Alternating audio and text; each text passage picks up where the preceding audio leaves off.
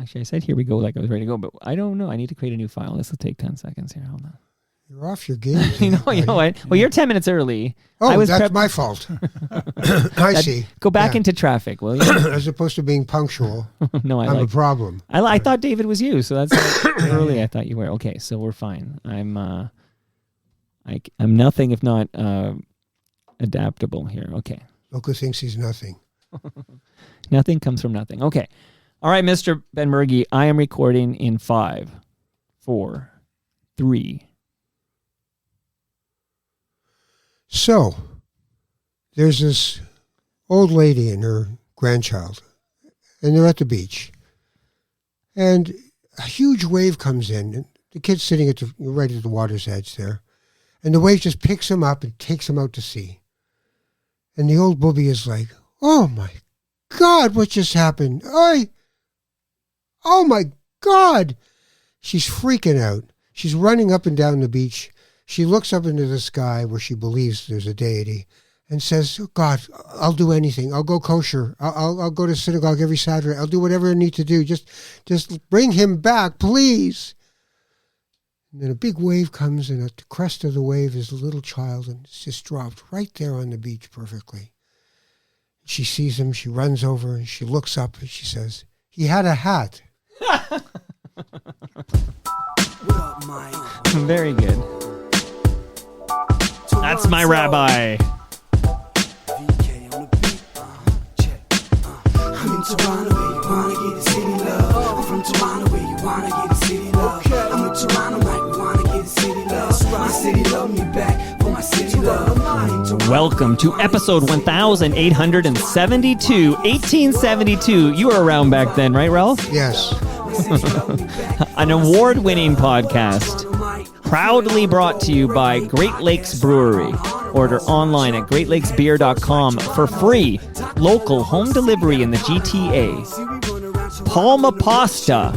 Enjoy the taste of fresh, homemade Italian pasta and entrees from Palma Pasta in Mississauga and Oakville. Visit palmapasta.com for more. Fusion Corp's own Nick Iones. He's the host of Building Toronto Skyline and Mike and Nick, 2 podcasts that you ought to listen to. RecycleMyElectronics.ca. Committing to our planet's future means properly recycling our electronics of the past. And Ridley Funeral Home. Pillars of the community since 1921. Joining me today, returning to Toronto Mic'd, it is my rabbi, but not that kind of rabbi. It's Ralph Benmergui. Ralph, how are you, my rabbi? I'm good. It's tomorrow is Jewish Christmas.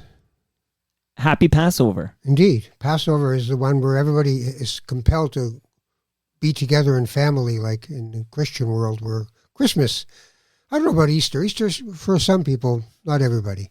But Passover is you're supposed to hang out with everybody.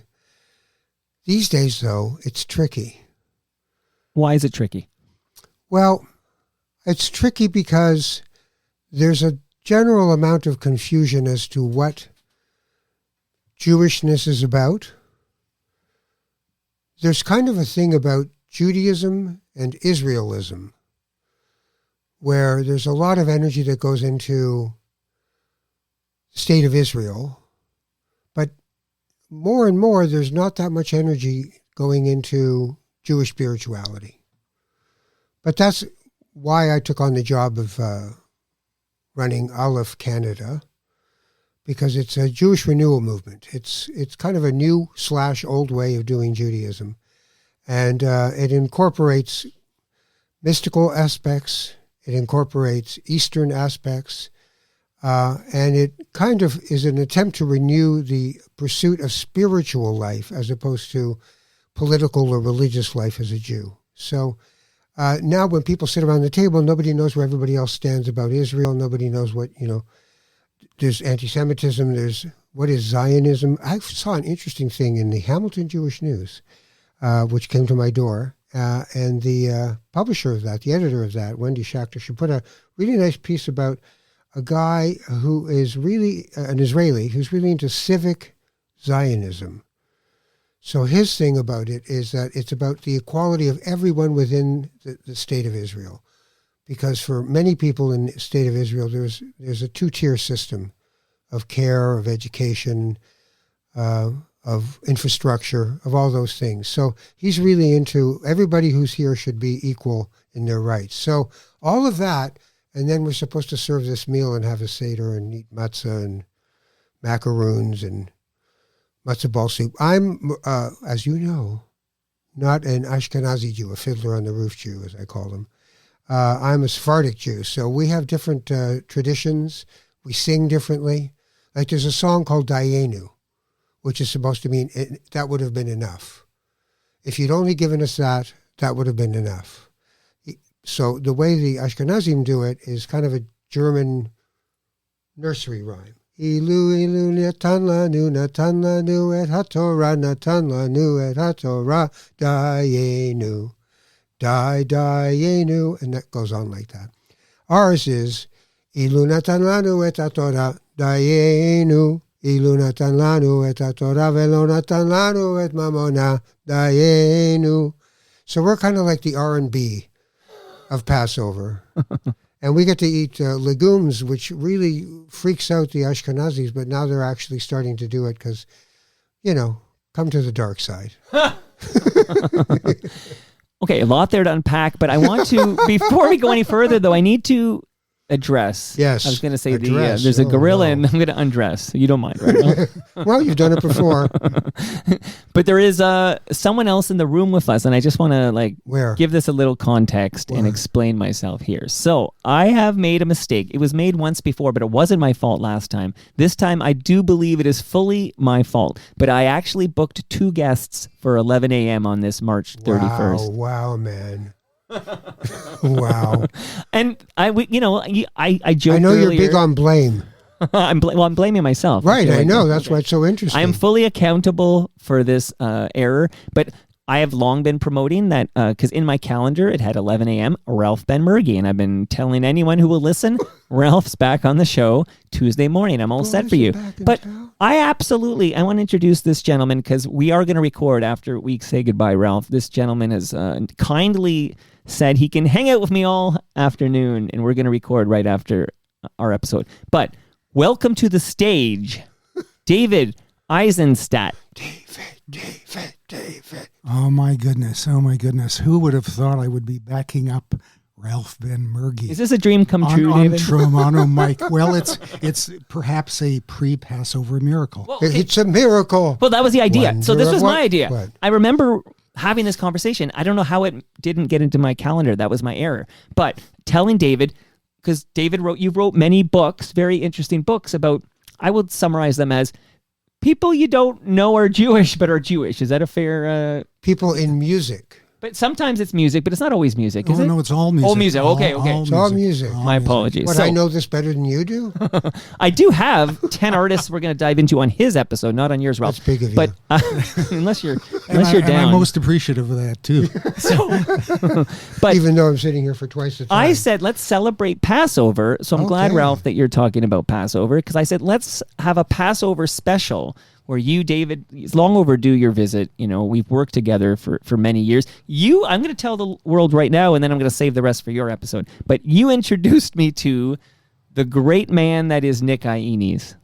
Yes, that's true, and he's quite a great fellow. Quite a character, yeah, he's a and character. I like him very much. Yeah. I got a gig with him on Thursday night, which I'm going to promote right now because he's a sponsor, and then it's all Ralph the rest of the way. But I want to tell the listenership real quick. Nick Iones is hosting a fundraiser for mayoral candidate Brad Bradford on Thursday evening. And I am letting you know, if you're interested in attending, Nick Iones, you can find him. He's easy to find from Fusion Corp. You can find him and you can purchase tickets online for this fundraiser on April 2nd. But David, your mic is going to be open for this whole chat.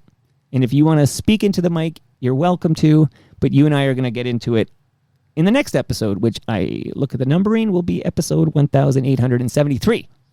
Sounds like a plan. And I'm sorry for screwing up. You're I am sorry. only human. You're sorry. No. Is there a lot of repentance for him? Passover? No. Not really. No, It's not. It's one of the. It's a freedom issue. Yeah, exactly. There's no flailing. There's no wailing. Well, there is, but there is wailing. Yeah. At the oddest places, I might add. Well, I'm repenting. I was raised Catholic. So Repent. No, we do that in the fall. Okay. Well, let me know. You can both come back in the fall. Okay. How is the Hammer treating you? Are you still without regrets on the big move from Toronto to Hamilton? Well, it's an interesting thing because my youngest is now got 1 year left of high school. My oldest is turning 40 in June, so Right. that'll tell you the range. But my youngest has 1 year left, and then who knows what we'll do. But I find, I've been in Hamilton now for June, it'll be 11 years. And like some of my other Toronto exiles, we find that every once in a while we miss Toronto. And then we go to Toronto, and then we realize Toronto wasn't built for 3 million people. So it's crazy. And the joke is Toronto is an hour away from Toronto. So that part, and, in the parking and everything, it just gets a little nuts. If I did go back to Toronto, I'd probably want to live in the beach. Oh. Yeah, because we love being near the water, and it'd be great. But I'm near the water.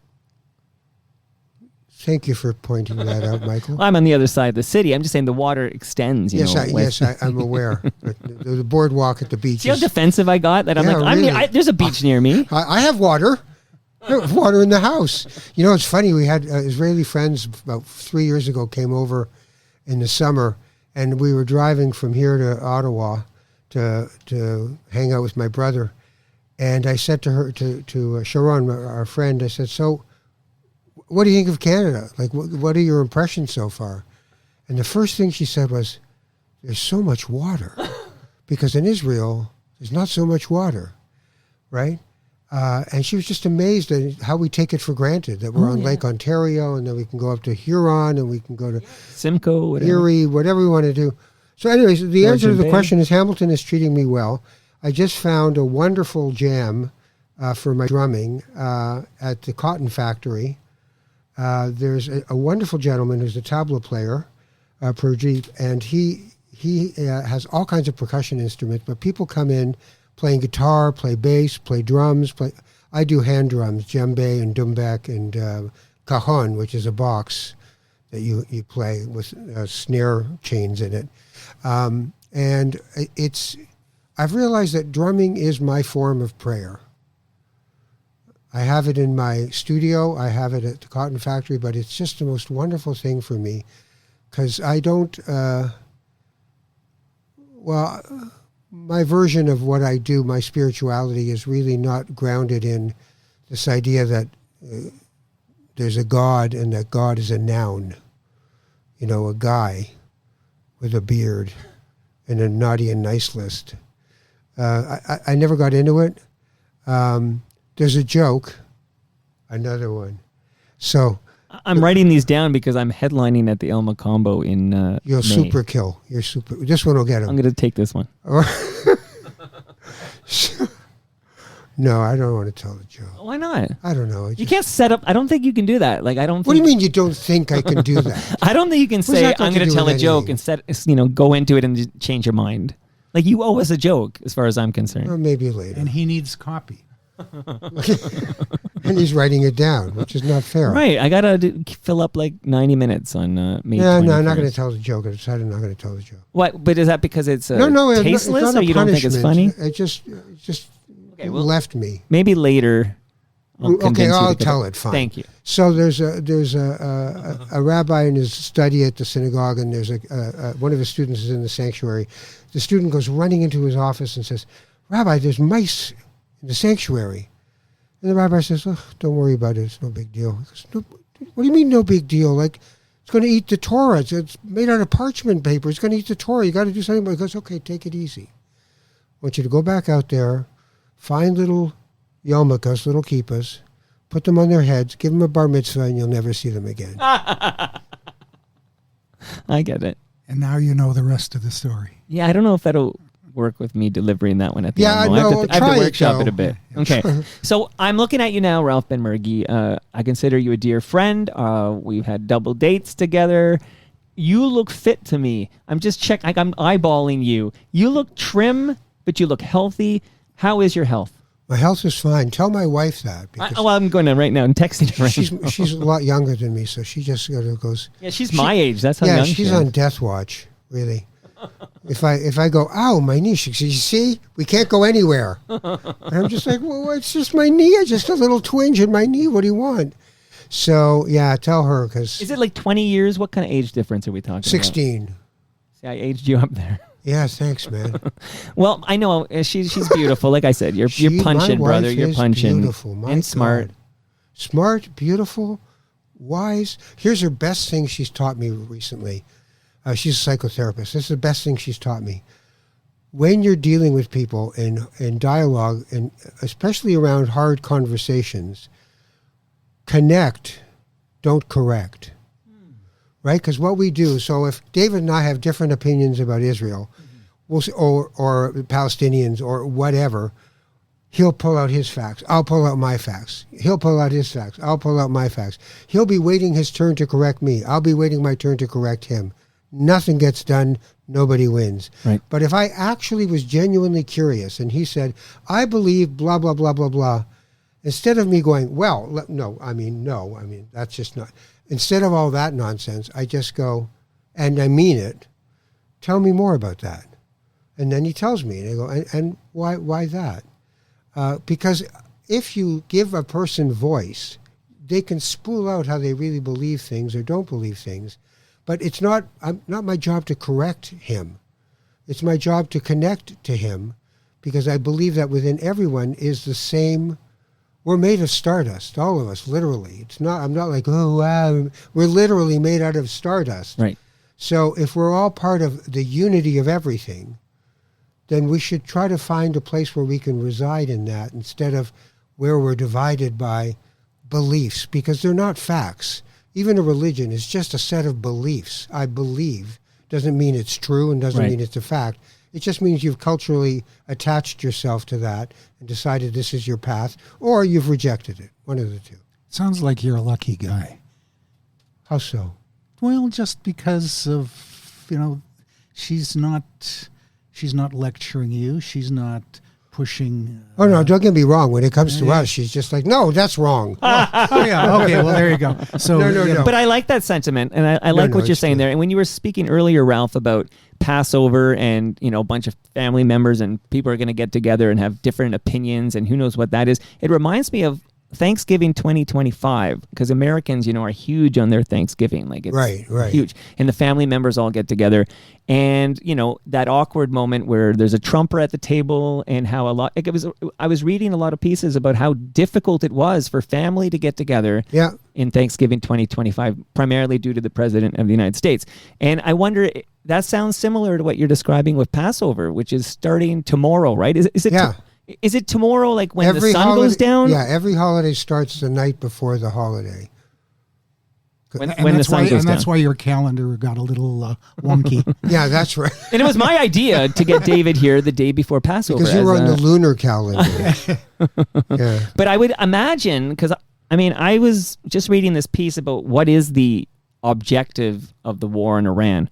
And it was like, the objective seems to now be reopening the Strait of Hormuz, but that's a result of the invasion in the first place. So it's almost like it seems like the objective has become to remedy the consequences of the action in the first place. Like, it all seems like such a dumb war. And I'm going to ask you, as my rabbi, what do you think the objective of this war in Iran is and was? Well, that's really It's a heavy one for you. Well, no, it's just that it's a difficult one because there were a lot of different agendas piled into that totally not thought through military action. Shocking. Yeah. So, but mostly it's about Donald Trump, like everything else is. For me, it's about his narcissistic belief that he is going to rearrange the world according to what he wants. You know what I find interesting? What? that nobody is talking about the president of Venezuela, who's in some jail in New York, and everyone's just like, anyway, moving on. When you start deciding that you can decide for a country their future, he's been emboldened. He wants to crush Cuba. He wants to crush Venezuela. He wants to crush Iran. Unfortunately, with Iran, he completely doesn't understand the complications of the Gulf states, Iran, the Sunni and the Shiite, the support for the crescent around Israel of Iranian-backed extrajudicial areas, Hezbollah, Hamas, the Alawites in Syria. This is a very complicated thing, and he's a very uncomplicated person. He truly believes that he's going to become Alexander the Great. That he believes that, and if that's what astounds me is that the Americans not only voted for him once but twice. That to me is astounding, isn't it? It's the empire.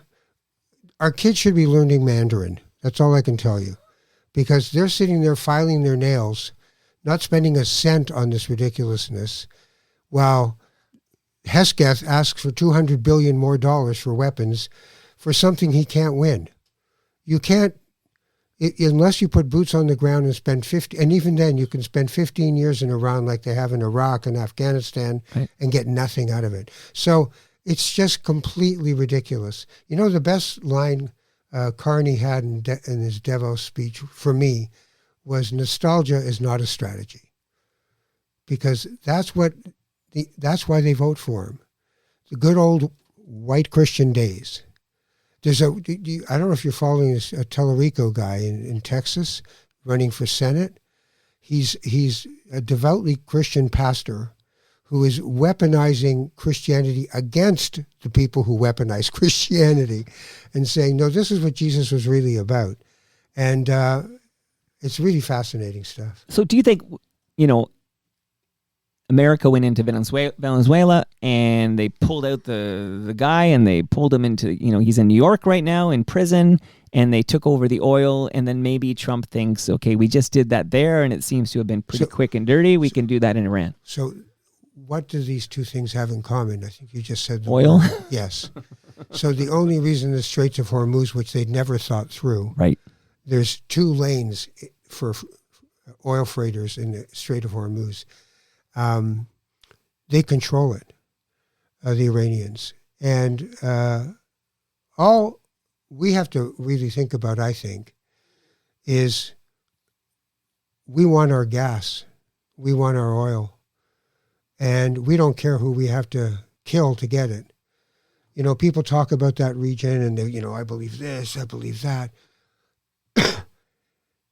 They're literally fueling our way of life. And as long as we rely on that, who isn't? Half of Africa. You know why? Because the Chinese have electrified half of Africa already. So these are the things that people they just see headlines.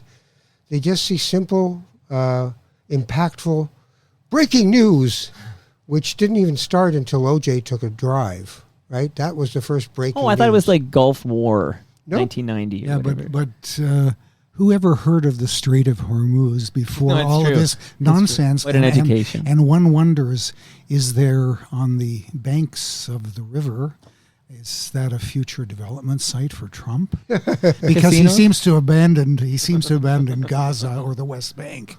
No? Well, yeah, he's like, the inmates are running the asylum at this point. Well, the first term, as awful as it was, he was surrounded by competent people that first term. Like, he didn't like it because they would say no and tell him, you're out to lunch, president, or whatever. But this time, I think, it was clear this time he surrounded himself with just the worst candidates and men and women. Unqualified sycophants and people who want power. Power really does a bad thing. It's interesting, the NDP just had a leadership convention and Avi Lewis won. But for the NDP, I think what happened with them previously is they lost their way because they had the scent of power in their nostrils. because what happened was Back to Jack Layton. Jack Layton got 100, and that was really a skewed result. It was Quebec, which often runs in a pack, as it were, Right. going his way. But then they thought, hey, you know what? We're going to get there. So they dropped what they're supposed to be, which is shit disturbers, and became, we have an idea. And, a few nice things got done under Jugmeat. Pharmacare, Dentacare for those the most needy. Those are great things, and the Liberals weren't going to do it without them. But it'll be very interesting to see what Avi does. He certainly doesn't have the backing of the conservative Jewish movement in Canada, that's for sure. And he doesn't have the backing of Nenshi in Alberta. And, right, and because they're oil. The oil, right. And the British Columbia Right. counterpart leading And Saskatchewan. the NDP there. And Saskatchewan, yeah. Because they fossil fuel dependent. You can't win. When the last provincial election happened in Alberta, Rachel Notley was leading the party, and it was the summer. Literally, the sky was orange with burning forests, and the NDP never brought it up in the election. Climate change was not on the table. Pocketbook issues and oil were on the table. So as long as we want to live this way, they're going to have to fuel us to live this way. And we don't want to change the way we live. But you can swap the way you power the way you live. But you have to do it in a thoughtful way. Carney has abdicated responsibility for the environment. He was like at the UN as part of their idea of international climate change reduction. His wife has, I think, 4 degrees in climate, and he's just like, okay, let's build that pipeline. And that's disappointing. Well, he's trying to be a pragmatist and trying to fortify what we've always been, which is a resource-rich country that we sell. And he just needs a couple more people to cross the floor. And then... well, he's got 3 by-elections right now. Well, that's right. But so if he wins all 3, he's done. He's done, yeah, exactly. Yeah, but look, I mean, it's a complicated world. I tend to stop... I used to work in politics doing communications for people. I'm done. I'm done. My belief is that the revolution is within, not without. So there's this thing called tikkun. At tikkun olam is repair of the world. Tikkun is repair. And people go, yeah, no, I want to, social change action committees at synagogues, all this. But before you do tikkun olam, you have to do tikkun hanefesh. You have to do repair of your soul. Because otherwise, you're a broken and often bitter person with a placard at one side of a sidewalk going, you're the idiot. And the other side's going, no, you're the idiot. And everyone is just alone. But I believe that if we change ourselves, then whoever we come in contact with can be affected by that change in a more positive way. So instead of correcting them, if you connect them, you've given them voice. But can't you do both? I mean, I'm surprised to hear you say that you're done as a political consultant, because didn't you quit radio to focus on No, I left Jazz FM because I wanted to explore that world. So I went and worked with Glenn Murray, who was the greenest cabinet minister I could find. And we had a wonderful time trying to do some things. We weren't doing it in the environment. We were doing it in training colleges and universities at the time. But it's a disillusionment with all of the shell games and power politics that play into things. And I just believe, I'm getting older. I don't have a lot of time to waste for, I'm right. No, I'm right. No, you're absolutely wrong. And forget it. I really believe that if we start treating each other as sacred beings and treating this earth as a sacred place, that's our work. That's more than enough work that very few of us are doing in earnest, right? So tomorrow night at Passover, well, tomorrow night I'm going to a rabbi's house, but the night after at our house and the family. And that kind of rabbi. Yeah, well, actually, he's not that kind of rabbi. Okay. But he's the other kind of rabbi. No, he's he's a good rabbi. Anyway, politics is not on the table. At your place, do you do politics? Well, we'll cover the waterfront. We'll give a little time to Trump. We'll talk about Carney. We'll talk about climate change and you talk about Israel? Well, oh yeah, for sure. We have family. Is there a divisiveness in your house, or is it a unanimous idea? Well, we all think the leader of the party over there needs to step down, and maybe the world will be on its way to repair.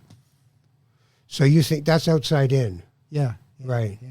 Yeah. No, I've given up on outside in. You've given up? Because so you don't get him. Ehud Olmert went to jail. Yeah. It's about a horrible political system. Exactly. Right? Exactly. So what do I care who's going to win next? Well, yeah, exactly. And ultra orthodox control of things. Of everything. Right. So for me, I'd rather fight my internal fight, which is more than enough time for me, is to fight my internal fight. Because tomorrow's Passover is the story of slavery and freedom. What are we enslaved by, and what is our freedom? And I see Torah as metaphor. So Pharaoh, played by Yul Brynner, Pharaoh is the internal tyrant in our life, the one that's the thing inside us that sabotages our lives, not some historical figure. Pharaoh is the tyranny that we impose on ourselves, and Moses is the agent of change towards freedom. And the most interesting thing about the Exodus story is how we believe we want to be free, but we don't want to be free. Over and over again in that story, the Israelites are like whining, complaining, this isn't enough, give us some meat. How long do we have to stay here? He had a hat. And it's a little hot in the desert, too. Yeah, for 40 years. Yeah. But that's really about, that 40 years is the metaphor for the cleansing of yourself to your new self. So you can't have a slave mentality and enter as a free person in a new place in your life. You have to find a way to free yourself. So in this case, 40 years is enough for all those people who left Egypt to die and a new generation to be born that doesn't know that Egypt and slavery piece, right? So we have to think about, so I ask around the table, what enslaves you? Everyone would say their phone, right? Sure. Because it enslaves us. Right. We just, but what beyond that? So, and then what makes us free? What is it we're doing to make ourselves free? Because that's the point of that entire piece. Exodus is my favorite part of the Old Testament, by far. Exodus is a banger. Bob Marley, right? Yeah, exactly. I have a question. I have, Jewish friends, proud Jewish people who would basically anything you say negative about Israel, they deem it as anti-Semitism. Right. But I'm hearing now, at least from you, Ralph, it's not anti-Semitism. Can you clarify that? I'm able to separate Judaism from the nation of Israel. So my belief is, in the diaspora, 7 million Jews live outside of Israel. 7 million Jews live in Israel at this point in time. First of all, I believe the diaspora should have a vote in Israeli elections. Really? Do we need another party?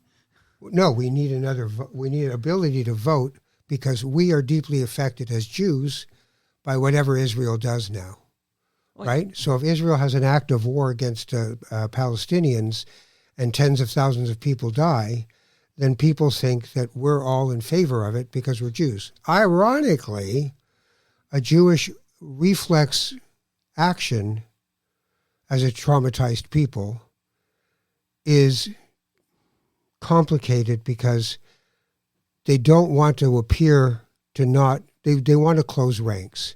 They don't want to appear ununified because they believe that they'll be vulnerable to attack of one form or another. Right. So it's a bite your tongue. But with this last Gaza war, for a lot of people, particularly young people, it's been very hard. They went past bite your tongue and just went, I can't condone what Israel is doing right now or become. So that's why I'm really interested in that civic Zionism, because Zionism has become a pejorative. It was a pejorative years ago when the United Nations said Zionism equals racism.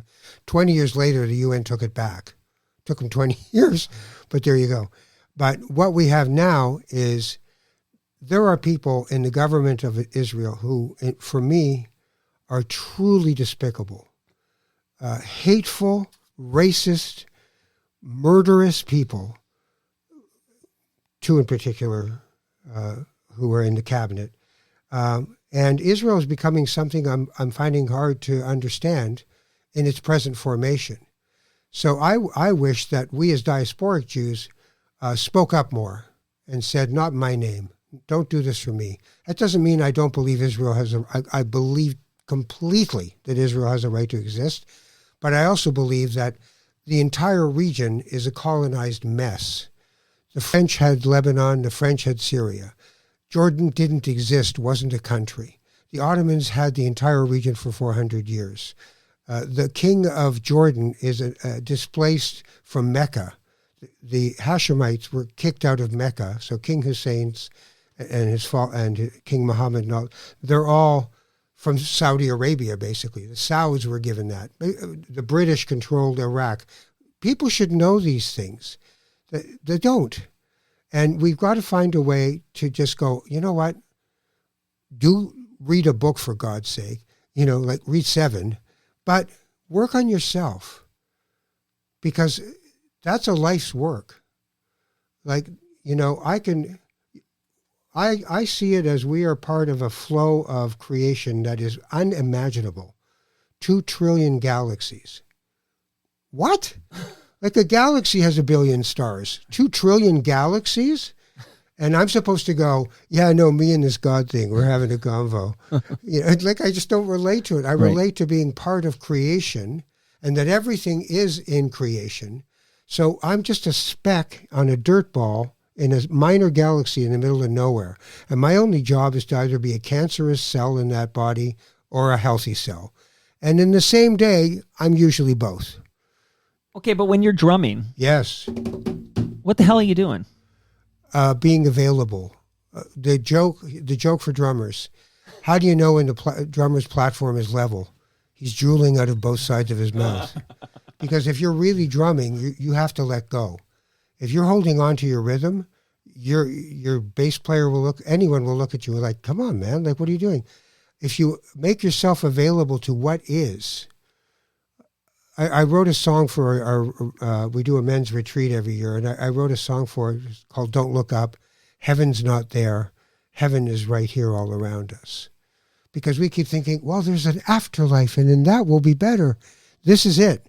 It's a miracle what we're doing. The fact that we are aware of our existence is a miracle. So for me, stay there.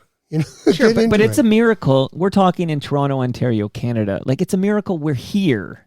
Like, I feel like the majority of the world would say, this is heaven, this is hell. Like, we're so blessed where we are on this big blue marble. We were in Morocco in last May, and our driver, Hassan, he was a Berber, and he lived at the beginning of the Sahara Desert. That's where his family is. We went to his house. Maybe there's 10, 12 pieces of furniture in the entire place. And there they are right on the edge of the desert. And people have very little. And I'm not romanticizing them. Mm-hmm. Their life was no worse, no better than ours. They were okay. They were fine. For us, our Pharaoh is scarcity. 1/3 of the food people buy goes to waste. It's like I say, okay, go to your fridge right now, take out 1/3, I don't care what condition it's in, and throw it in the garbage. And then wonder why you're now going to buy to compensate that 1/3. So we believe in scarcity. We don't believe in abundance. We are convinced by advertising that scarcity is what we are. Because if you are adequate, what do I need your product for? But if you are inadequate, then you need the new Tesla, not the old one. You need the old... Oh, they're making bicycles now? Yeah, the new iPhone, not the old one. So we are convinced that we are on this wheel of materialism Right. that needs to keep us churning and churning and churning. Many people doing work they don't really enjoy or like. People aren't really productive usually for more than 4 hours a day. We make them sit in an office for 8, get on a GO train, go home. But that constant marketing that you're talking about, which I try to push back, I push back on. It's part of the problem is that phone you talked about earlier, where it's like we're all doom scrolling on our phone, but we're being marketed to there that the crap that's flying at my mom's face when she's on Facebook, for example. Yeah. Like, to me, part of the problem is you now have decided constantly throughout the day you're going to have this thing in your face, but it's full of this marketing telling you, oh, you're inadequate, you need this or that. It's designed for addiction, for God's sake. Yeah. It's literally designed for like the casinos, right? Absolutely, it's designed for addiction. Right. But if we live in a culture that doesn't believe that there is something at play much greater than their own personal need, then we will live the way we live. And the way we live is also a pandemic, as recognized by the World Health Organization, as of loneliness. Individualism has led us to, I don't need you. And economic gain in North America means, you know what? I don't want to talk to you anymore. You know what? We're having a rough year. I'm getting a divorce. We don't tough it out because we don't have to. But what's interesting now is the next generation that can't imagine owning their own home, sticking around, no rush. The way most of the world lives is intergenerationally, except for the Northern Hemisphere. In the Southern Hemisphere, that's usually how you live. The more secular and material your world, the less family is an imperative. So we get what we get the material world we want, but we don't get the satisfaction of a spiritual world. Okay, well, we really dove right into it because I was going to share a comment off the top here. Let me ask David, have you ever heard an episode of Toronto Mike with Ralph Benmergui before? No, but I've heard a lot of Ralph Benmergui on Ralph Benmergui. Well, that is great to hear, but I'm not that kind of rabbi. Well, not that kind of rabbi, and I remember listening to him. Oh yeah, CBC days and. Right. I'm going to get to that in a minute here. But yeah. I had it on a guest last week. I think it was Friday, and he was awesome. He's a musician, pretty well-known guy. Andy Stochansky. Does that name mean anything to you two gentlemen? No context. Okay. And Andy Stochansky. I don't think he's Canadian. I don't think he's Jewish. He's definitely Canadian. Polish? He is not Jewish because he went to my high school, which was a Catholic high school. Is he Polish? SKY, I believe, is Ukrainian Oh, descent because it's right. SKI. Ski, yeah. I learned that because Wayne Gretzky's grandmother was Ukrainian. Grandparents were Ukrainian, and that's how he got the SKY. Okay, don't worry. We'll have a Gretzky segment in the next episode of Ralph Benmergui on Toronto Mike. But I want to shout out Andy Stochansky because he was very excited to make his Toronto Mike debut, and he told me off the top his favorite episode of Toronto Mike features Ralph Benmergui. It was your most recent visit. He was going on and on about it on his. Cool. Thanks, Andy. So Andy loves hearing you, Ralph Benmergui, on Toronto Mike. Then I hope Andy is listening right now. You mentioned, David, that you heard on CBC Radio you would hear the great Ralph Benmergui.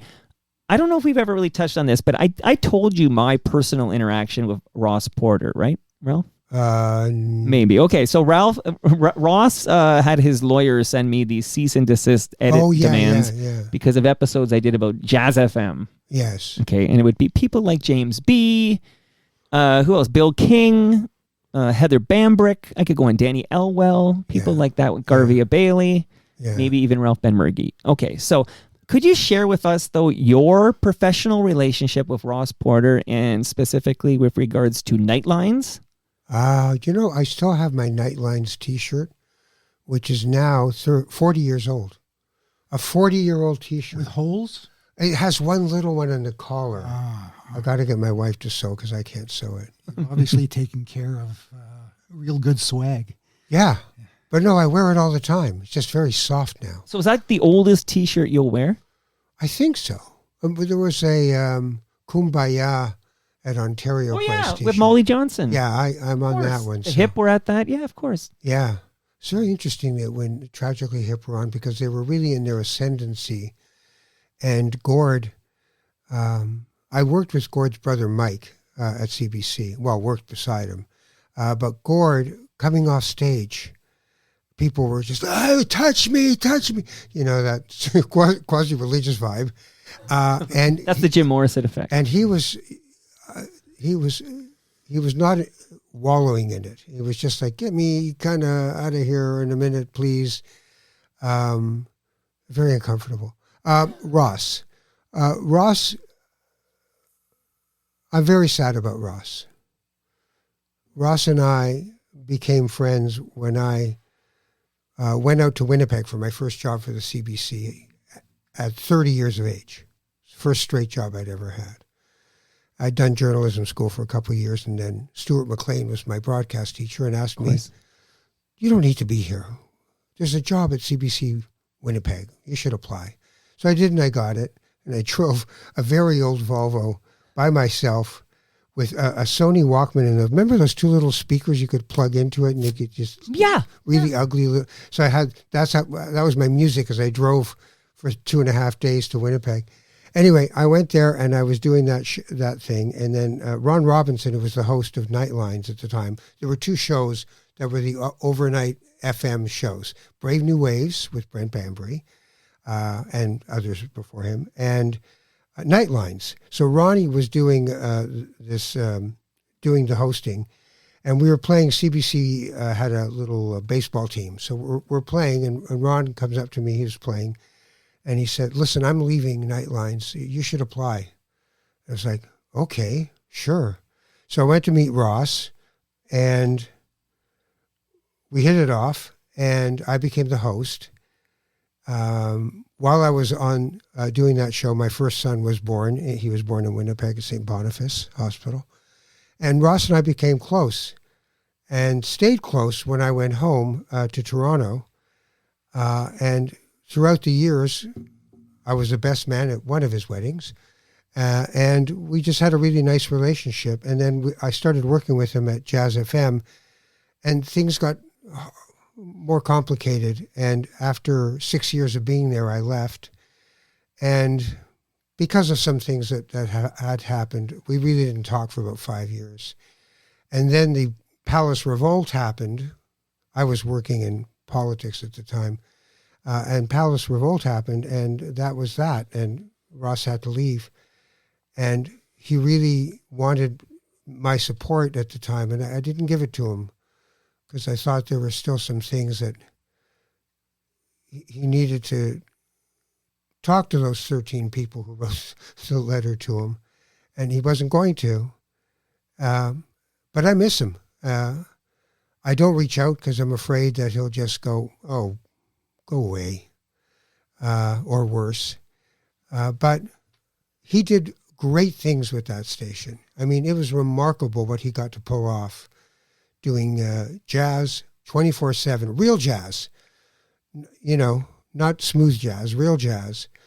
It was a bustling place. It was full of people. We had lots going on, and he did all that. So I don't begrudge him any of that. I miss him as a friend. I know that what he did with you wasn't cool, and like I said, we can be cancerous or healthy, sometimes on the same day. Well put. I had to consult a lawyer. Actually, Ron Davis. Do you know Ron Davis? Of course I know Ron Davis. Ron's in one of my books. Yeah. Ron's Jewish? There you go. Who knew? Okay, so Paikin and I, Steve and I, we were watching I think it was a playoff baseball game one day in his house, in his basement, watching it, Jays game. And one of the players, Kinsler or somebody, was in the game, and we both went, he's Jewish, which my father did about everyone, including Dan Rather. He's Jewish. No, Dad, he's not Jewish. No, he's Jewish. No, Dad, he's not Jewish. And then we made it into a game wherever they had an audience shot, we had to figure out if somebody in the audience was Jewish. And then that's David's kind of game, I think. Steve and I would go, that guy's Jewish. Right.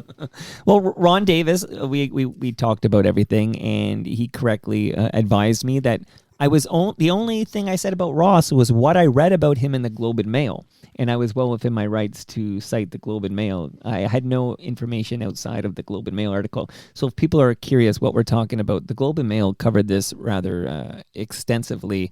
But I think the advice I got was sunlight being the best antiseptic, and I should post the lawyer letter on torontomike.com, and I did so. And I still remember the email I got from the lawyer saying I'm well within my right to do that, but would you mind not doing it? No, there were parts of the letter he said he didn't want in public, and I actually went back to that image of the article and I blocked out.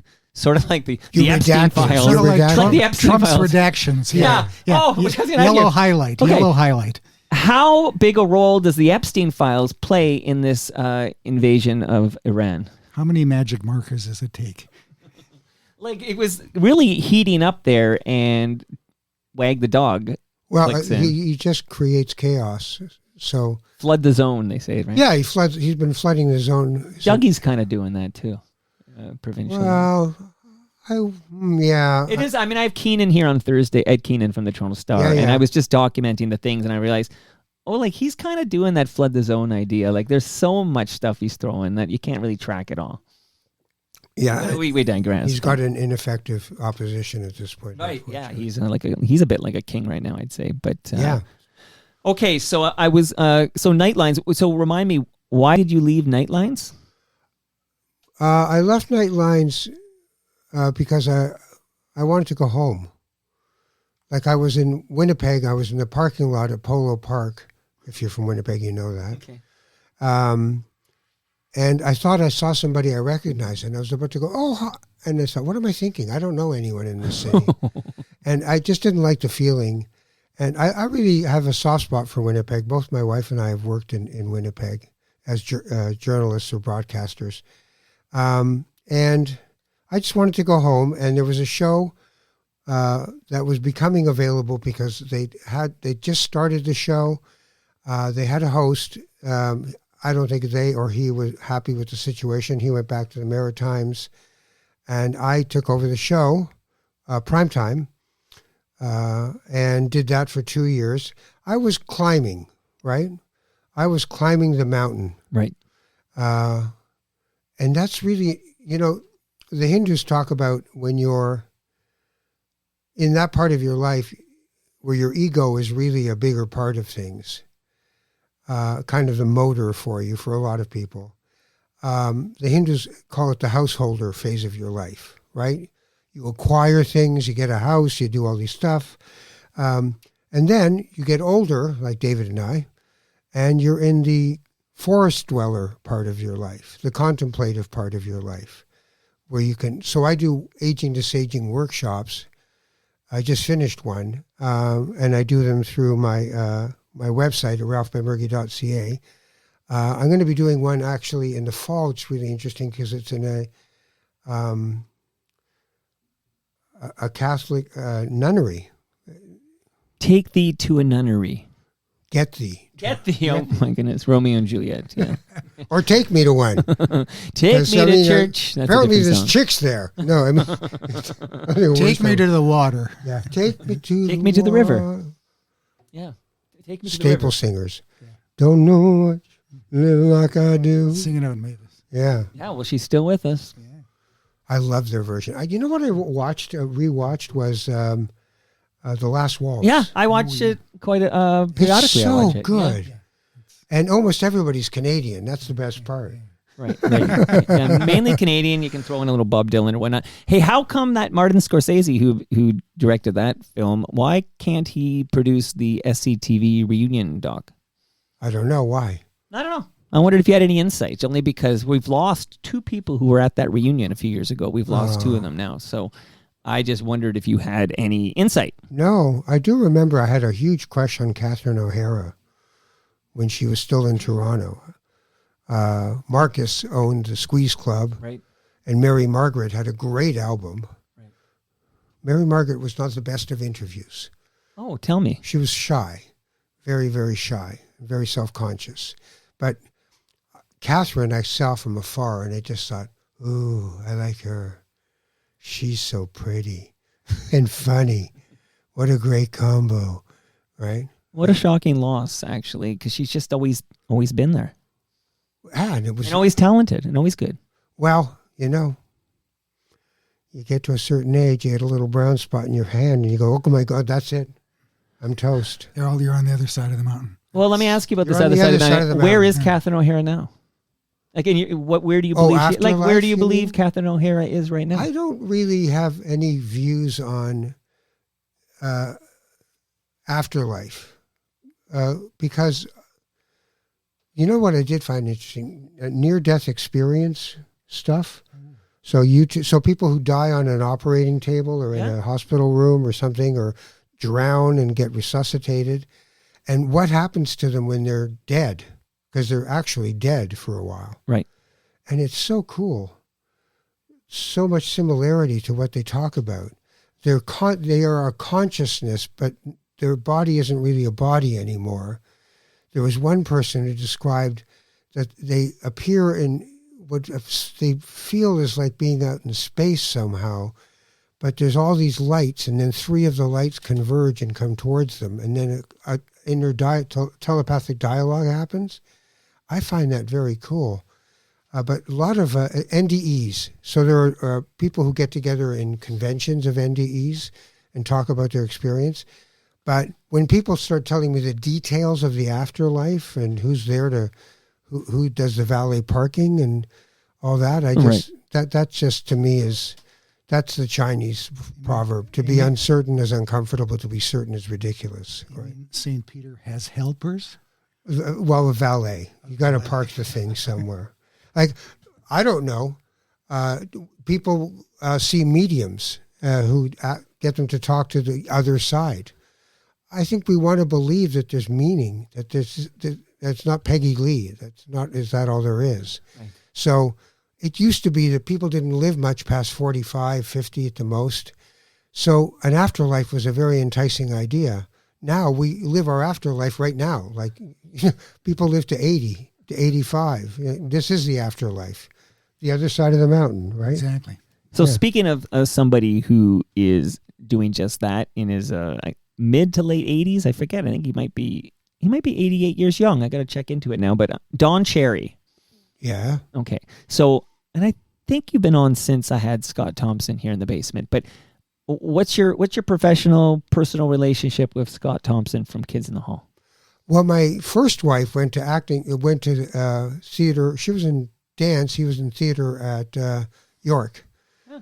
And then after that, I got to know Scott through, I remember once I was a speaker at a luncheon thing for the Aggregate Miners of Ontario. Okay. All right. And who's sitting beside me? His dad. Oh. He goes, you know my son, Scotty. I'm like, Scotty. Thompson. Oh, Scott, yeah, sure I do. Totally different than his dad. But Scott, I just knew because I knew all the guys on Kids in the Hall. Sure. Bruce McCullough used to do stand-up. I remember we drove to St. Catharines was a regular gig. You could go I was hosting, so I could go every 3-4 weeks. Features had to go once every 6 months because they burned their material. But anyways, Bruce is lying in the back of my car while I'm driving to St. Catharines, which was, in retrospect, not the best idea. Right. Trying to write a stand-up act. And it was really hard for him. He was much better as a performer and an actor and an ensemble skit guy. So he did the gig and it was thankless. We drove back and he's like, not doing that again. That sucked.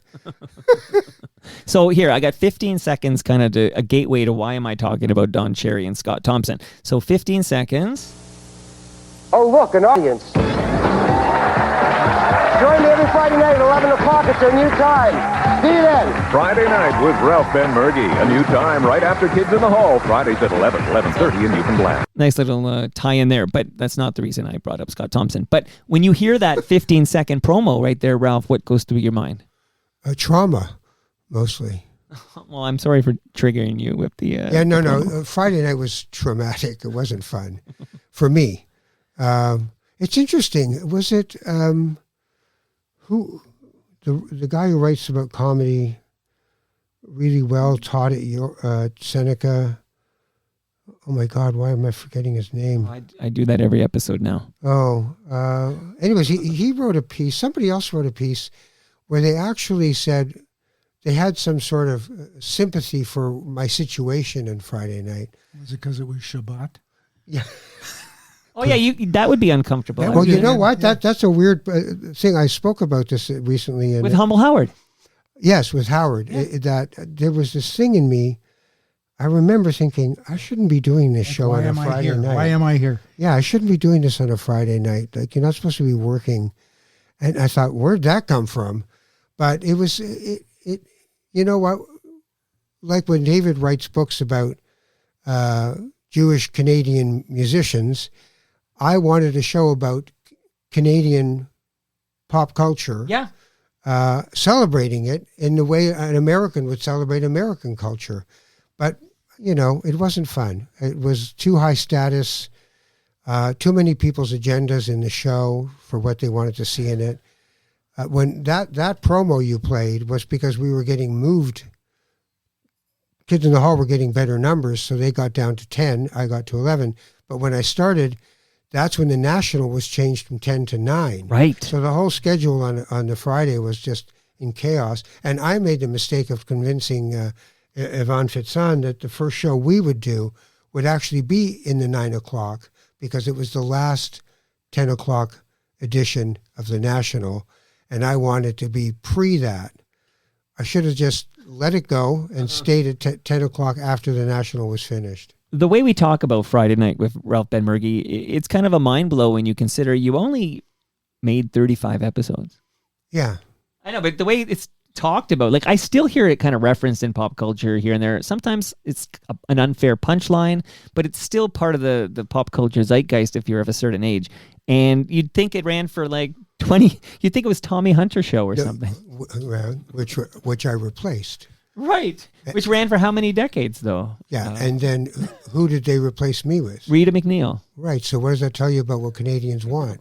Right. Not a guy named Benmergui. Well, okay, so there is, when Scott Thompson came over, I played a clip of him on your show. Oh yeah, with Don Cherry. With Don Cherry. That was the first show we ever did. 1 million people watched that show. So 1 million people watch this. I'm going to play it now. It's like a minute when we 40. Got canceled, 210,000 people watched the show. Well, you were no MASH, okay? I thought it was a chicken. I'm still haunted by the MASH finale with Alan Alda. I thought it was a chicken. Haunts me. Okay. You had a hat. You had a hat. Here we go. Don, this is a big, big thrill for me. I'm glad he could get dressed up for the occasion. Yeah. Sit down.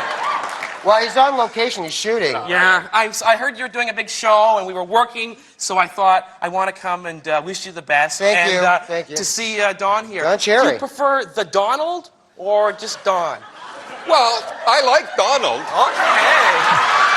Okay, sit down. And I heard you were talking earlier about violence in hockey. Yeah. And I have to say that I am in your camp, sir. I love the violence in hockey. Well, when you start talking love, I'm in trouble. I'll tell you that. I'll tell you something. I really enjoy the violence. We were having the same, and I think the reason the level of belligerence in the NHL is being brought down is the Europeans. The faggy Europeans. And we're having the exact same problem. We are having the exact same... Well, you should know. I do, Don. Listen to this. And we're having the exact same problem in the gay community right now. Whenever a brawl breaks out in a bar, all the Europeans are in the corner saying, "Don't hit me, don't hit me."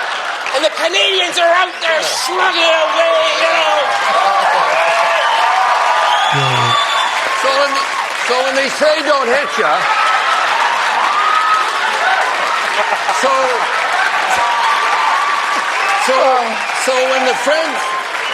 So when the fags in the corner say don't hit them, what do you do to them?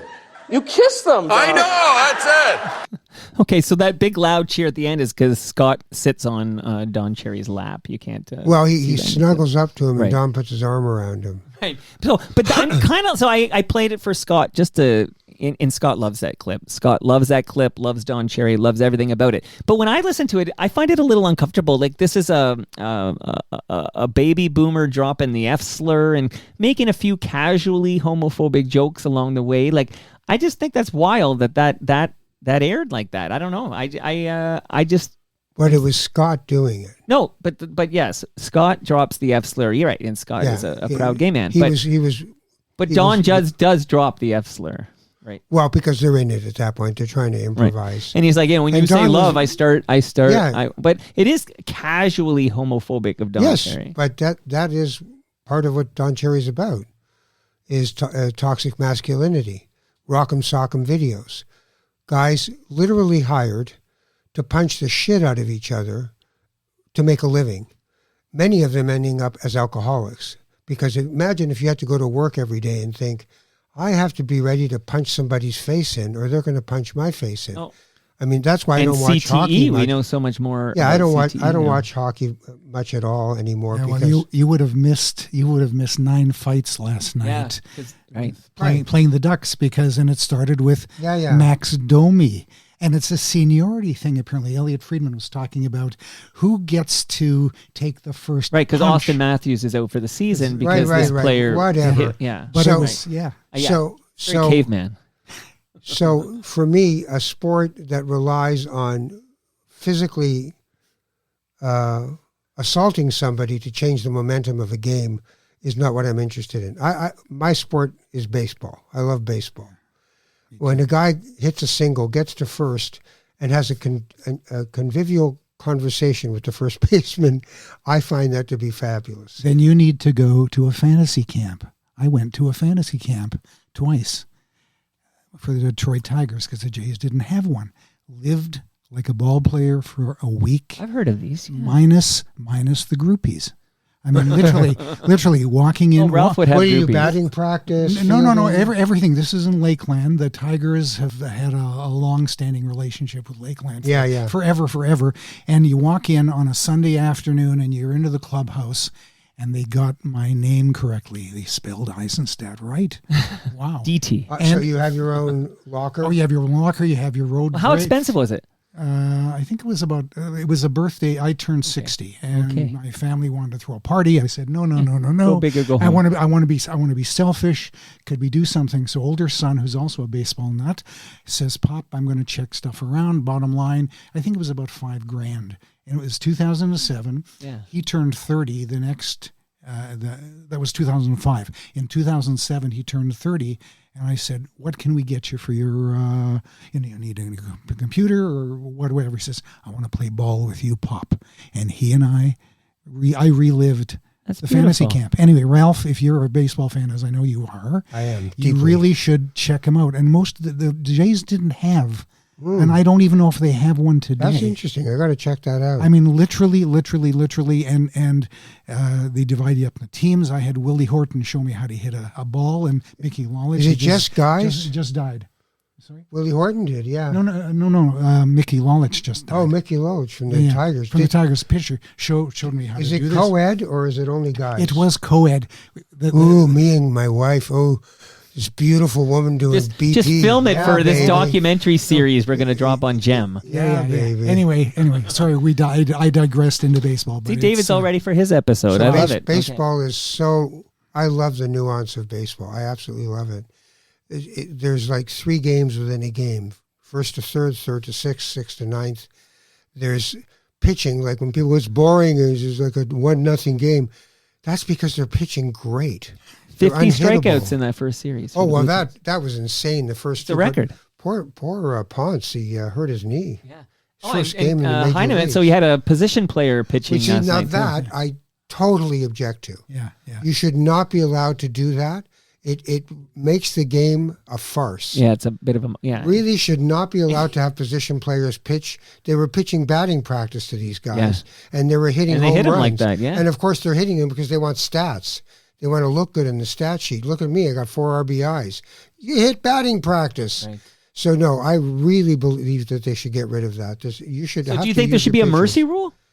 No, I think that your pitchers are your pitchers, and you got to have a long reliever that you leave at the end of a bullpen if you think you're going there. And if you have to, I guess there should be some way of saying you're out, but even that, you can't do that in Major League sports. You can't just say, we quit. There's too much of a lead. But it all comes down to winning.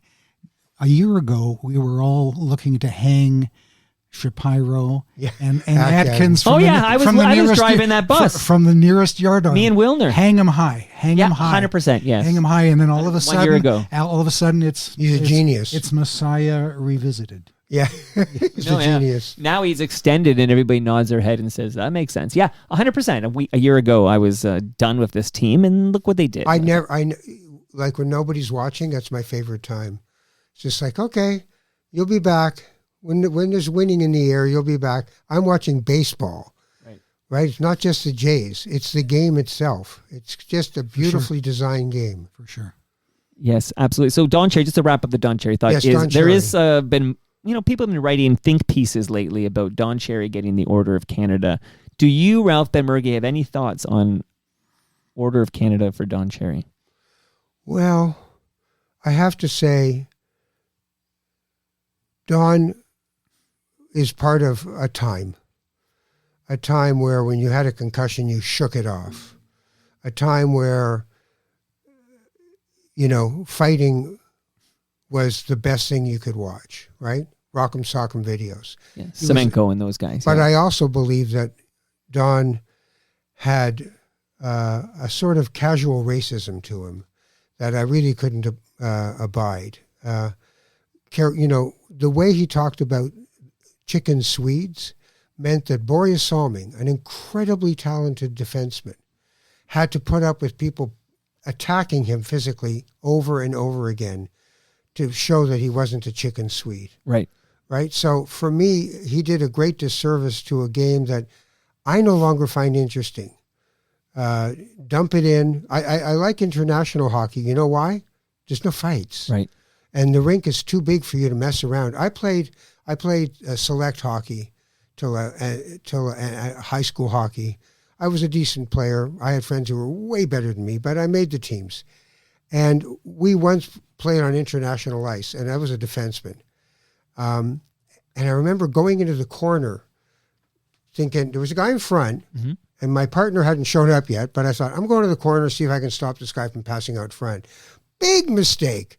By the time I get to him, think about when Mitch Marner passed the puck to McDavid through the legs of Austin Matthews. Yeah.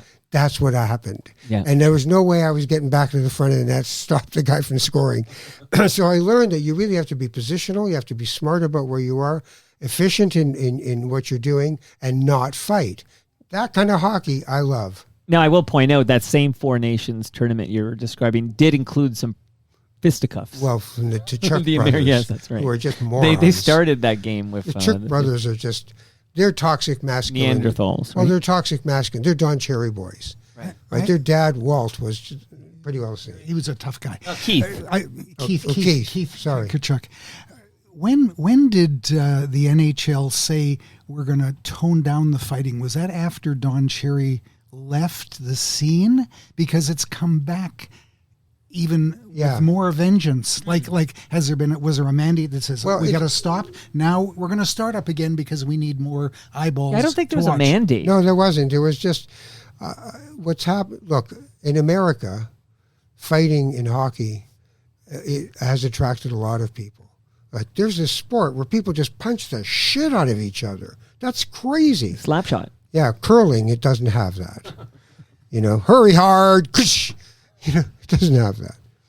I don't know how we got into sports. No, we're talking Don Cherry Order of Canada. I mean, the problem with the Order of Canada is there's more than a few people on that list, I'm sure, who could have you could cancel them. But if you give it at a time, just give it. Yeah.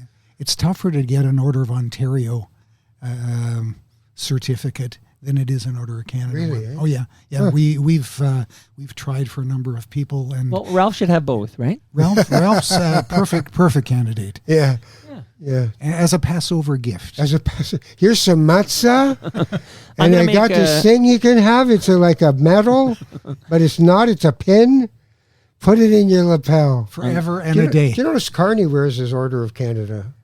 want to tell you, when Jens Lindemann, quick side bar on the pin, Jens Lindemann fire in California and everything else, Heather Hiscox was doing an interview, and I happened to be in the car listening, and she said, what do you do when this conflagration's going on? And what do you pack? What do you do? He said, my wife got a bunch of stuff into a suitcase. I'm a proud Canadian. I grabbed my Navy blazer with my Order of Canada pin and my matching slacks and my 9 trumpets, and I got the hell out of the house.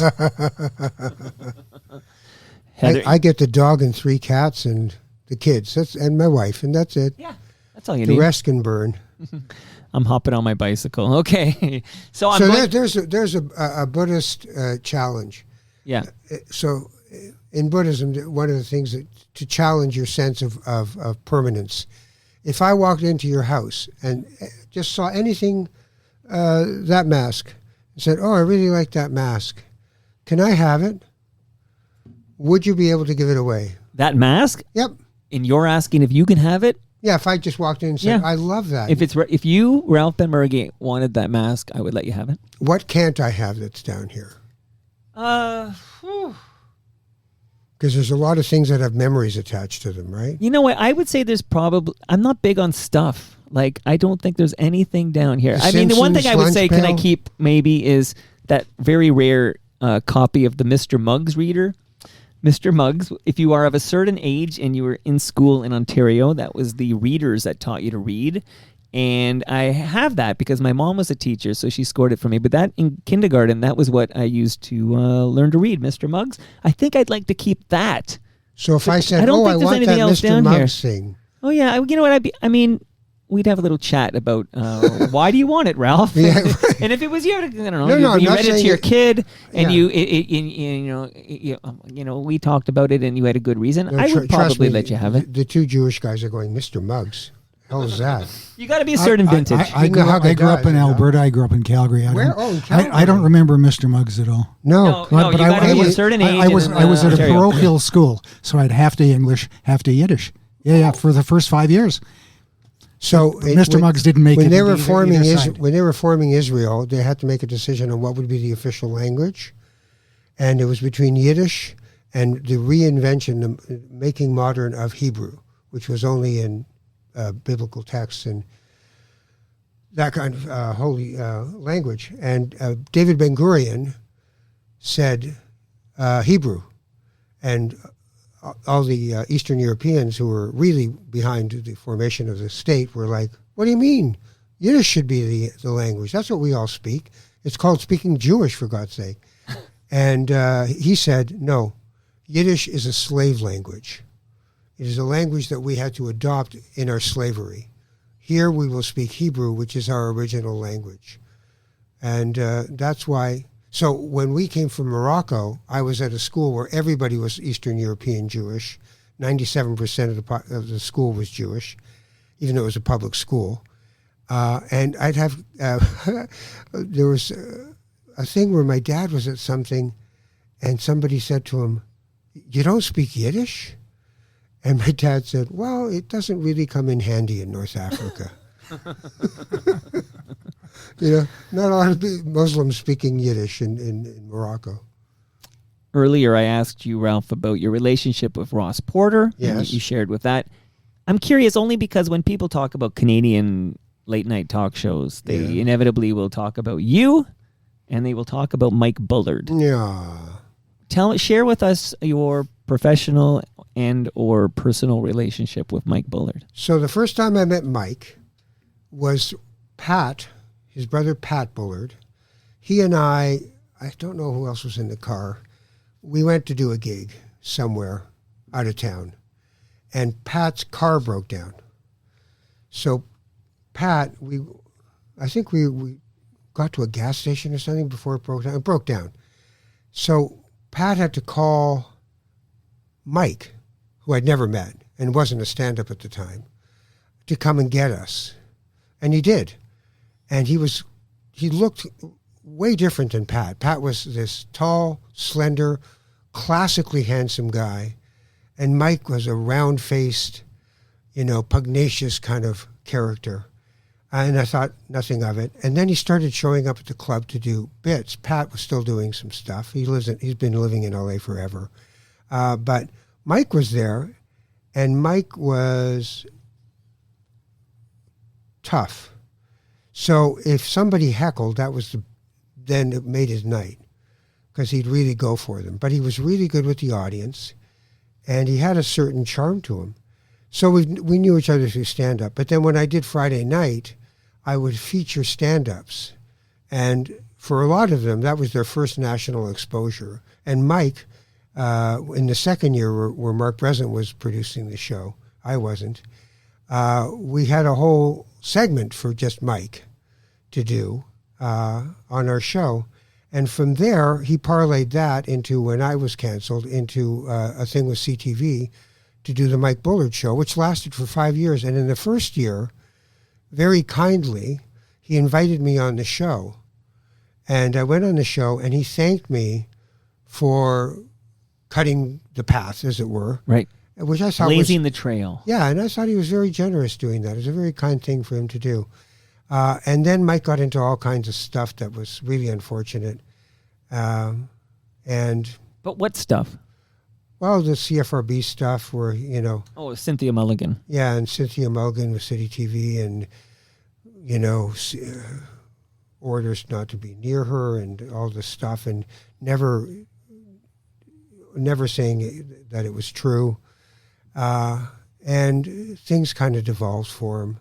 The show was over. If you let if you're a public person and you let the audience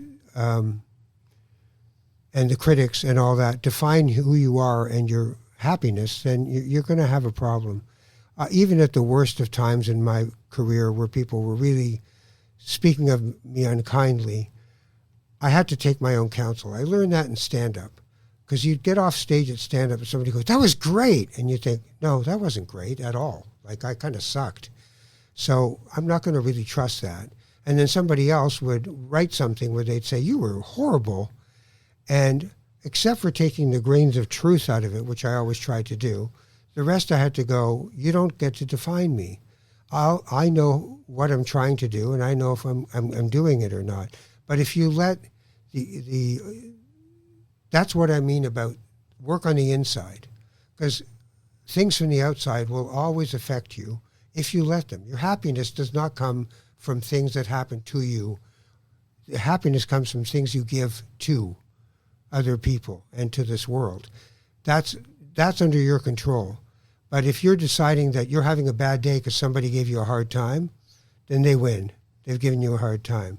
But if you know who you are and you keep working to try to be a better person, you're fine. Did you have any contact with Mike Bullard in the last several, few years of his life? No.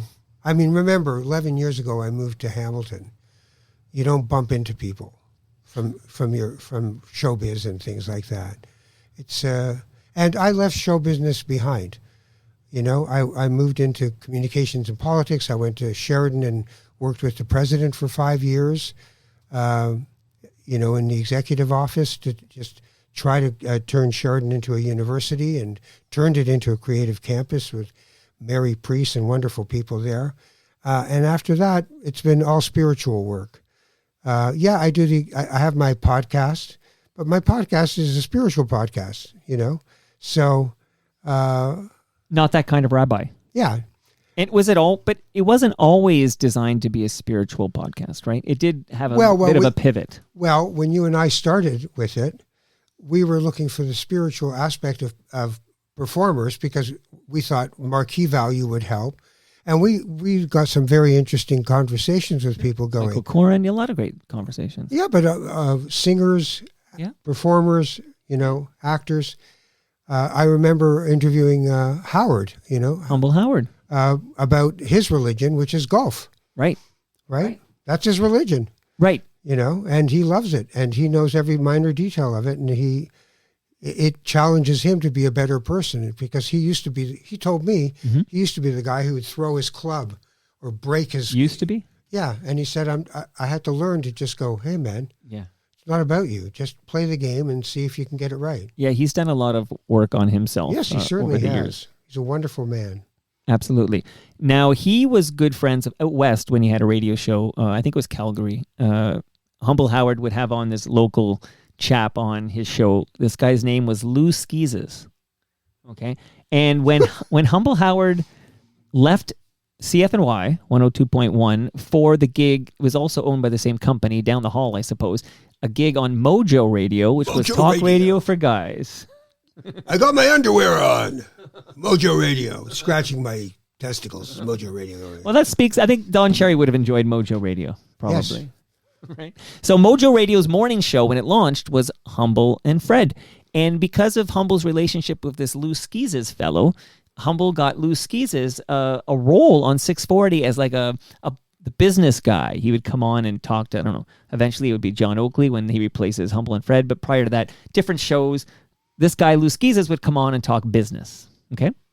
Lou is also, I believe, also had a role on BNN, the business news network here. So I think it was called Report on Business at the beginning. But anyway. That's original. Who wrote with that? So Lou Skeezes' long-winded way of saying, I was thinking about your fine podcast, which is still dropping new episodes, and I love it very much. Not That Kind of Rabbi. Everybody should subscribe to this podcast that Ralph hosts and produces. But I was thinking about that day that I invited Lou Skeezes over here, because I was sitting where I am now, and Lou was there, and you, Ralph, are right where you are right now, and you two had this conversation, and this episode is still in the Not That Kind of Rabbi podcast feed. Lou Skeezes' one and only appearance on Not That Kind of Rabbi. But I distinctly remember how, I thought it was compelling personally. I couldn't believe this conversation. And I remember afterwards, you and I went for a slice of pizza so you could decompress, because it was something else. What do you remember about the Lou Skeezes episode of Not That Kind of Rabbi? Well, I remember earlier in this, we talked about connect over correct. I wrote a piece about, I didn't name him, but I wrote a piece about it in Facebook, and got well over 100 people commenting on it, because I was using it to including Bob Ray wrote a very nice thing about a guy in Europe that he had been listening to who had the same message of connect over correct. Anyways, I described what happened, which was, at the time, I worked for the Ontario Green Party for a long time as one of their communications people, and was heavily involved in climate change activities and things. Lou came on. I didn't know him. You said book him. Yeah, well, I knew him very well. He was a big supporter of the show and had come on several times. I know. So he just says climate change is a hoax. That's how he starts, I believe. And at that moment, I had the presence of mind not to go, what? What are you talking about? Right. And instead, I said, oh, well, tell me more about that. And Lou proceeded to basically say that I think he even literally said that the thermostat on the sun was broken, and that this was just, solar flashes and no big deal, and certainly has nothing to do with us. And he kept wanting to provoke, and I didn't go for it. Yeah, he was, picking a little bit of a fight, I think. With yeah, Ralph and Benmergui. I just wouldn't. I just was in a space where I just thought, I'll just let people listen to you. They Connect can them, decide. correct. Yeah.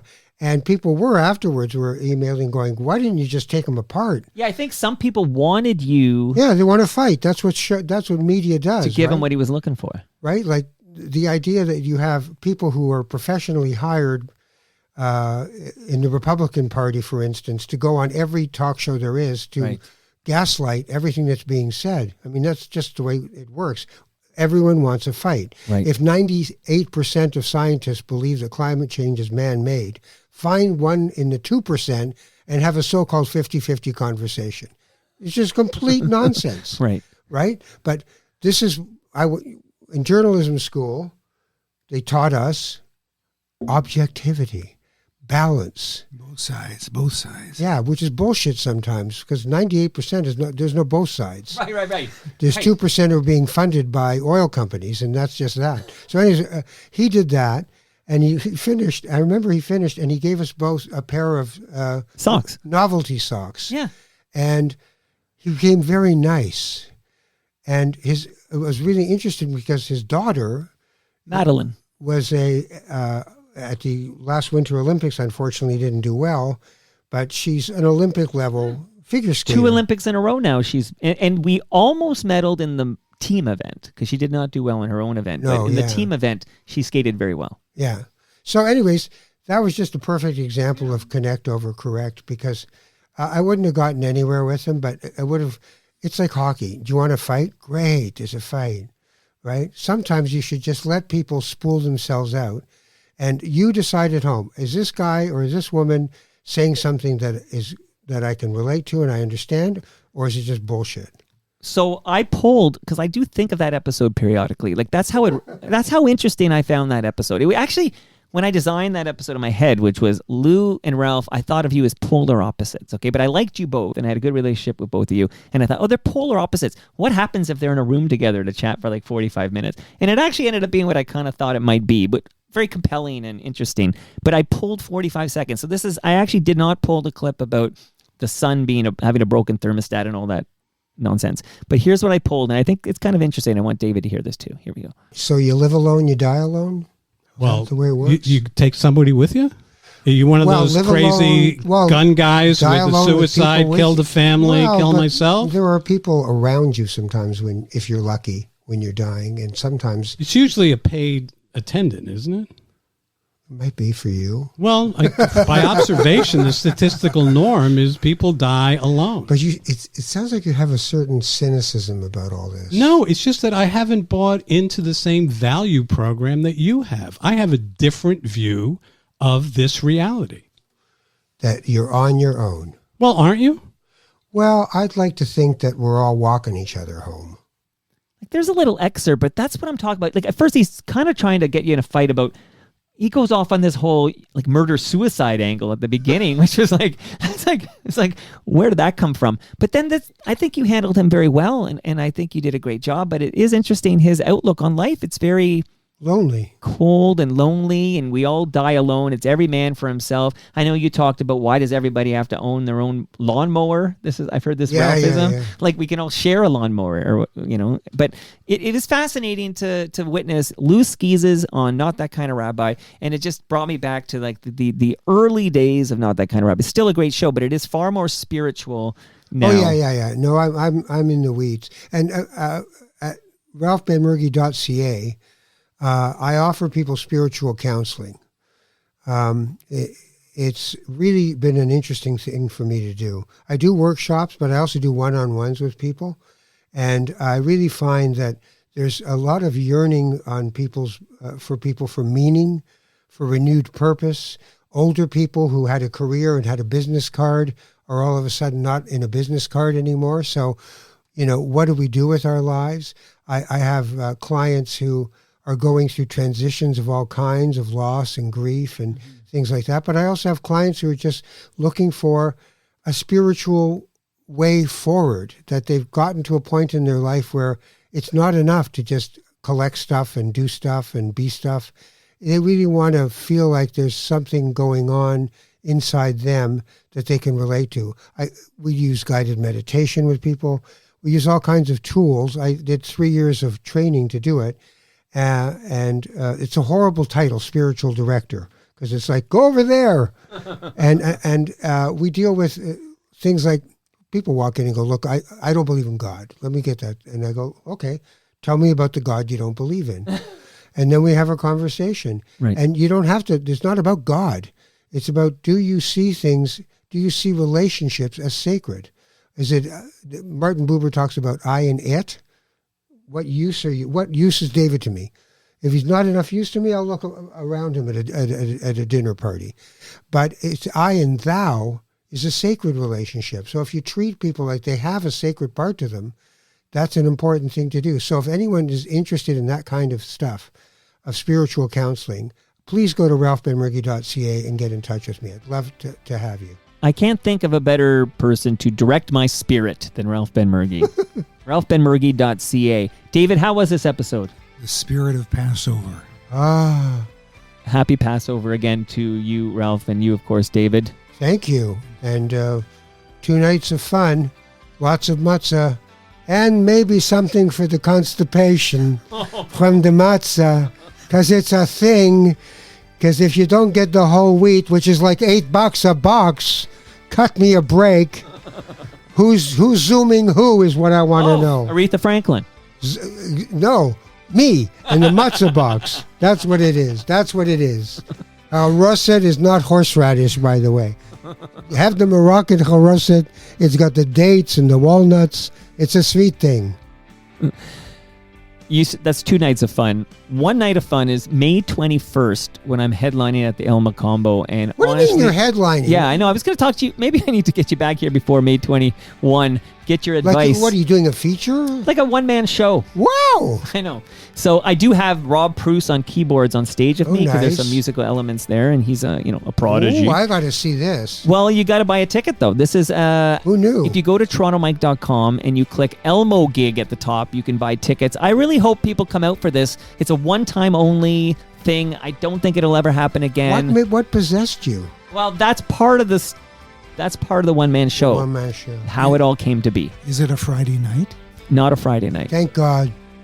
Oh, I don't know. I think it's Thursday. I got to check out. What is May 21st? You see, he doesn't care about us. He really doesn't Us care. Gentiles do lots of fun things on Friday nights. Yeah. That's the thing here. I rub ham on my face on Friday nights. Got to check your calendar. It's such a thing. Always All check right. your What calendar. day is it? Oh, it's a Thursday. There you go. That's for you guys. Oliver Shalom to the Friday show. You know what we're going to do next time as well, Ralph? We're going to talk about, I have questions about Killer Instinct. Do you know what Killer would you Instinct is? stop? What do you do? Like, you just dredge up my life? Well, I actually went to imdb.com and I said, what is the most popular item in the IMDb of Ralph Benmergui? And it is a 1982 movie called That's the Killer most Instinct. popular thing? Yeah, like I don't think they count like you playing yourself. I think it's you being an I see. actor. Oh, it was So, Nick Campbell. Friday night and midday. Do you know Nick Campbell? Of course, Nicholas Campbell. Well, yeah. he was the real star. And Henry Silva. Do you remember him? Hat Full of Rain? I have to see him. No, I don't. Henry Silva was like the dime store Jack Palance. Oh. He was. And he was a hillbilly in the movie. He kept going, I am the law. We stayed in Dillard, Georgia for a month, and John Lennon was assassinated while we were there. Oh, my goodness. That's December 8th, 1980. Oh, my, yes. I just saw the Paul McCartney photography exhibit at the art gallery. It's very good. It's supposed to be great. Yeah. The great Jim Shedden gave me a personal tour. How long is it running? Till early June, I think. You got time, David. There's time. You got But I don't have much time. My extra was going here. So get Elmo tickets. Much love. I didn't even do this. I was deep enthralled in that convo. But Great Lakes Brewery is our craft beer of choice, and we love Palma Pasta on Toronto Mike. Much love to Palma Pasta. Also, Ridley Funeral Home. You asked what this is. I got to do this real quick, Ralph. This is like a flashlight, a bottle opener, a measuring tape, and a leveler all built into one, courtesy of Ridley Funeral Home. I got to get one for David in the next episode here. So enjoy that responsibly, please. And much love to recyclemyelectronics.ca. And of course, I only know Nick Ainis thanks to David Eisenstadt. So thank you, David, for that intro. And that brings us to the end of our 1,870-second show.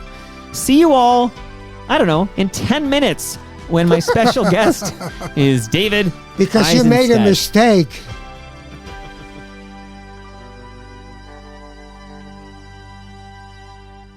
Oi.